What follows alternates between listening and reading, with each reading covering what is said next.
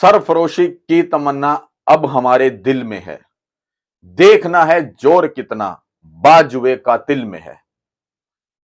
सैनिक भाइयों, आपने अपनी जिंदगी में इस तरह की कहानियां या इस तरह के किस्से जरूर सुने होंगे जिसको सुन करके आपके रोंगटे खड़े हो गए होंगे। आपको गुस्सा भी बहुत आया होगा और दुख भी बहुत हुआ होगा। अक्सर भारतीय सेना के अंदर, इंडियन आर्मी के अंदर इस तरह के किस्से सुनने में आते हैं जब हमारी खुद की आंखों से आंसू टपकने लगते हैं, या जब हमें पता लगता है कि हमारे भारतीय सेना के किसी भी जवान के साथ दरिंदगी की जाती है, उसको परेशान किया जाता है। हालांकि बहुत कम किस्से बाहर आ पाते हैं, लेकिन कुछ एक किस्से दिल को छू जाने वाले होते हैं। उन्हीं में से एक किस्सा आज मैं आप लोगों को बताने वाला हूं। 1965 के युद्ध के अंदर 1965 के युद्ध के अंदर अपने देश की रक्षा करने के लिए जिन्होंने अपने प्राणों की भी चिंता नहीं करी, उस युद्ध के एक वीर जाबाज सैनिक की बात आपको आज बताऊंगा इस वीडियो के अंदर। और वीडियो के अंदर चाहूंगा अंत तक बने रहना यदि आप सैनिक हैं तो। साथियों, कितना लंबा, मतलब कितना दुख होता है यार जब हमारे किसी भी देश के जवान के साथ इस तरह की विसंगति की जाए।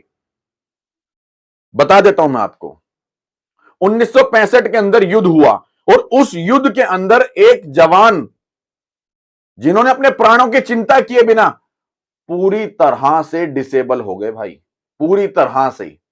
दोनों पैर उनके नहीं रहे। शायद मीडिया के लिए यह एक खबर बन के रह जाए, लेकिन उस परिवार से पूछो जिसने अपने पूरे परिवार का वो सदस्य जब देखा कि हमारे जो परिवार का वो सदस्य जो भारतीय सेना के अंदर अपने सरहद पे खड़ा होकर के जिसने कसम खाई कि मैं अपने प्राणों की आहुति दे दूंगा लेकिन अपने देश के साथ गद्दारी नहीं करूंगा।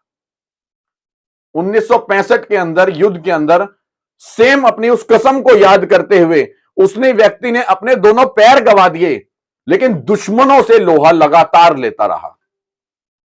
उसके साथ गद्दारी हुई, उसके साथ विसंगति हुई, भारतीय सेना ने उसके साथ गद्दारी करी, केंद्र सरकार ने उसके साथ गद्दारी करी।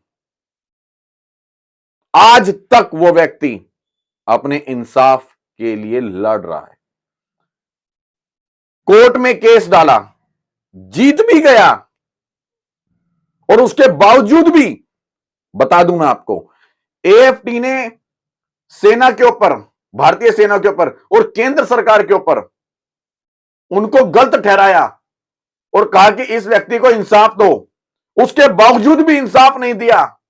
मतलब कोर्ट के पेपर की भी अवहेलना करी है भारतीय सेना ने और केंद्र सरकार ने।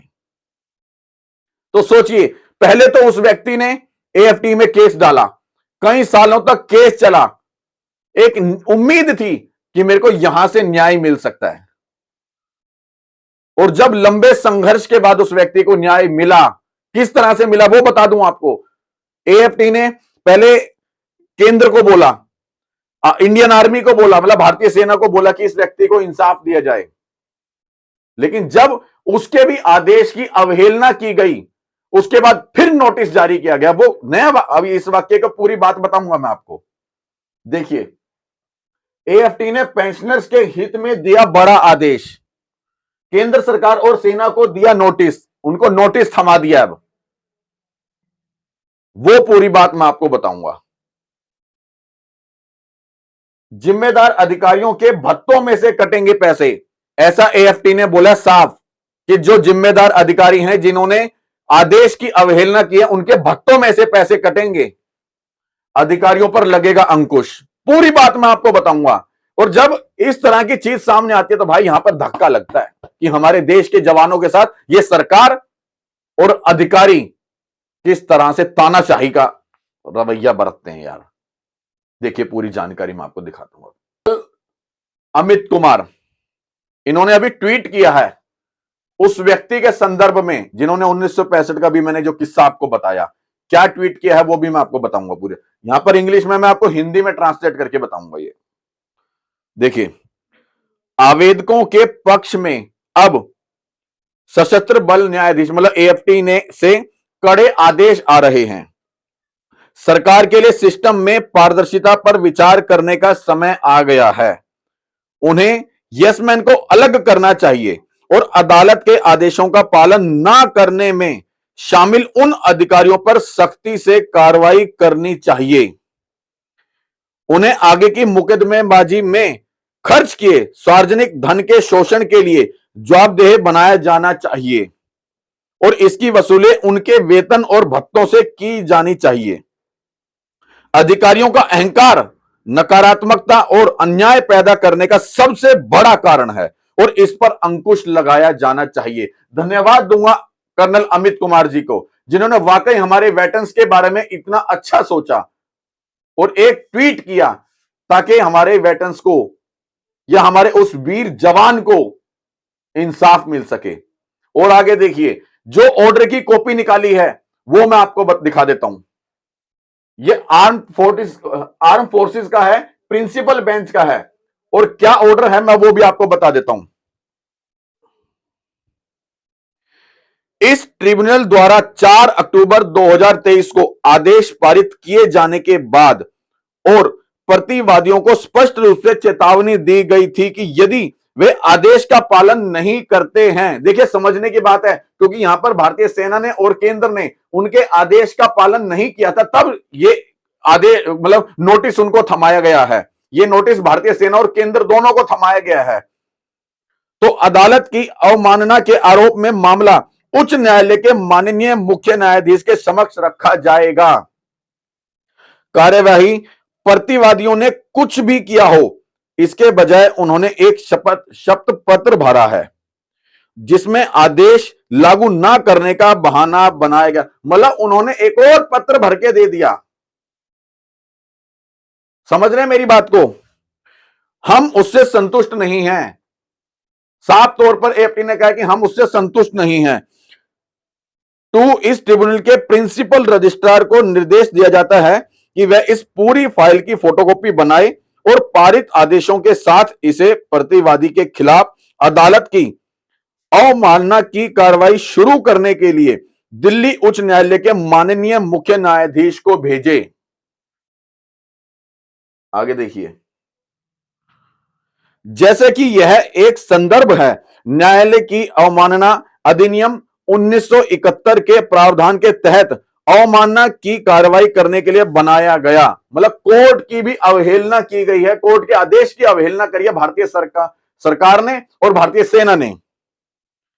तीसरे में संदर्भ पर माननीय दिल्ली उच्च न्यायालय के निर्णय के बाद मामले को सूचीबद्ध करें। इस आदेश की प्रति दोनों पक्षों को दस्ती प्रदान की जाए। बड़ा दुख होता है साथियों जब हमारे एक ऐसे वीर जवान के साथ इंसाफ नहीं मिलता या उसको अपना ही हक पाने के लिए अपने ही देश में अपने ही अधिकारियों से लड़ना पड़े। बहुत दुख होता है। दिखाता हूं मैं आपको वो तस्वीर भी उसकी। देखिए साथियों, एएफटी ने नोटिस दिया आर्मी को 1965 के वार वेटरन्स को प्री फॉर पेंशनर्स रिलीफ, मतलब पेंशन के अंदर जो है उसको रिलीफ मिल सके, इसलिए 1965 के युद्ध में इन्होंने अपने दोनों पैर गवा दिए भाई, पूरी तरह से डिसेबल हो गए। उसके बाद भी आज तक भी इनको इंसाफ नहीं मिला है। बड़ी शर्म आती है कि हमारे एक ऐसे योद्धा को अपने ही मतलब अपना इंसाफ लेने के लिए अपने ही देश में अपने ही अधिकारियों से लड़ाई लड़नी पड़ी, और वो भी लंबी लड़ाई यार। देखिए पूरी कहानी या पूरी स्टोरी किस तरीके से इनके साथ जाती की गई वो आपको बताऊंगा। देखिए ये देखिए, ये वो तस्वीर है भाई, देख सकते हैं आप, अधिकारियों से ये मिले हैं। देखिए, जालंधर के रहने वाले पूर्व सिपाही नजीर मसीह अब 78 वर्ष के हैं। ये भारत पाक 1965 युद्ध के दौरान वाघा सीमा पर तैनात थे। 55 फील्ड रेजिमेंट में सेवा करते समय दुश्मन के गोले की चपेट में आने के बाद उनके दाहिने पैर और जांघ के मध्य भाग में फ्रैक्चर हो गया। दाहिने पैर और जांघ के मध्य भाग में फ्रैक्चर हो गया। इसके परिणाम स्वरूप उनका दाहिना पैर घुटने से नीचे से कट गया। कारगिल युद्ध के बाद युद्ध में हताहतों के लिए रक्षा मंत्रालय द्वारा घोषित युद्ध चोट पेंशन और मुआवजे के लिए शुक्रवार को एएफटी की चंडीगढ़ बेंच के समक्ष पेश हुए। उन्होंने दावा किया कि उन्हें आज तक मुआवजा नहीं दिया गया है। कितने शर्म की बात है ना साथियों। उनकी याचिका पर एएफटी ने सैन्य अधिकारियों को नोटिस दिया। अखिल भारतीय पूर्व सैनिक कल्याण संघ के अध्यक्ष भीमसेन सहगल ने, जो उनके मामले की पैरवी कर रहे हैं, उन्होंने एएफटी के समक्ष प्रस्तुत किया कि मसीह को 1967 में सेना से बाहर कर दिया गया था, लेकिन इलाज के दौरान उन्हें कोई लाभकारी रोजगार नहीं मिल सका। मसीह ने अपने इस मामले को युद्ध में हताहत घोषित कराने के लिए सैन्य अधिकारियों से संपर्क किया। संबंधित रिकॉर्ड नहीं मिलने के कारण दावा खारिज कर दिया गया। और आगे भी बहुत सारी बातें लिखी हैं। देखिए, मसीह ने अपने मामले को युद्ध में हताहत घोषित कराने के लिए सैन्य अधिकारियों से संबंधित किया, मतलब रिकॉर्ड नहीं मिला। 1967 में सेना छोड़ने के बाद मुझे कोई नौकरी नहीं मिली।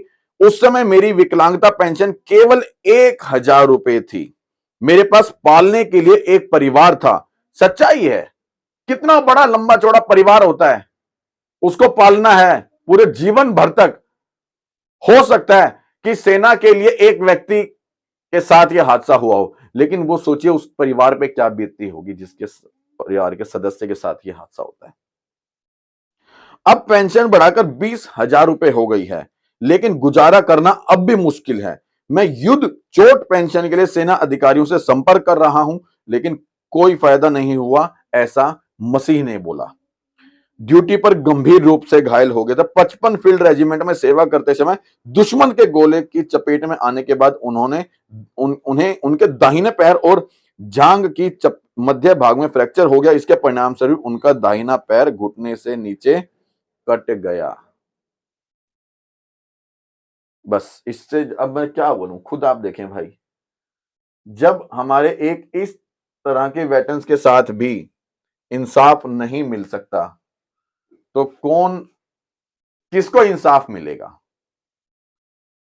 एएफटी ने पहले तो अपने ही हक पाने के लिए इनको जो है कोर्ट में केस डालना पड़ा, और जब एक लंबी लड़ाई, लंबा संघर्ष करने के बाद एएफटी ने इनके हक में फैसला सुनाया, और उसके बावजूद भी इनके फैसले को केंद्र सरकार ने भी और भारतीय सेना ने भी मतलब दरकिनार किया, मतलब कोर्ट के आदेश की अवहेलना की। अब दोनों को नोटिस मिला है और कहा है कि जो जो अधिकारी इनके अंदर शामिल है अवहेलना करने में, उनके भत्ते में से पैसे काटे जाएं, और बिल्कुल काटने चाहिए। तमाम अधिकारियों को, जो इस तरह के अधिकारी हैं, जो एक सेना का या एक सैनिक का इस तरह से अधिकार मारते हों या इस तरह से उसको प्रताड़ित करते हों, बहुत शर्म की बात है। इस वीडियो को यहीं तक रखेंगे।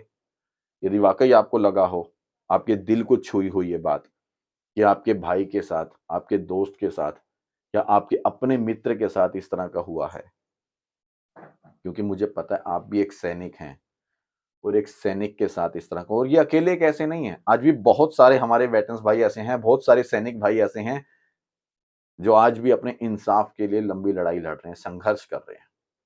फिर चाहे वो 1 रैंक 1 पेंशन के लिए हो, एमएसपी के लिए हो, या डिसेबल पेंशन के लिए हो। बस इस वीडियो में यहीं तक रखेंगे। यदि आपको लगा हो कि हमने जिस मुद्दे को लेकर के ये बात की है वो सही है, जेन्युइन है, तो वीडियो को शेयर जरूर करना।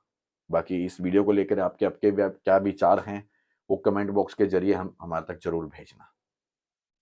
जय हिंद, जय भारत।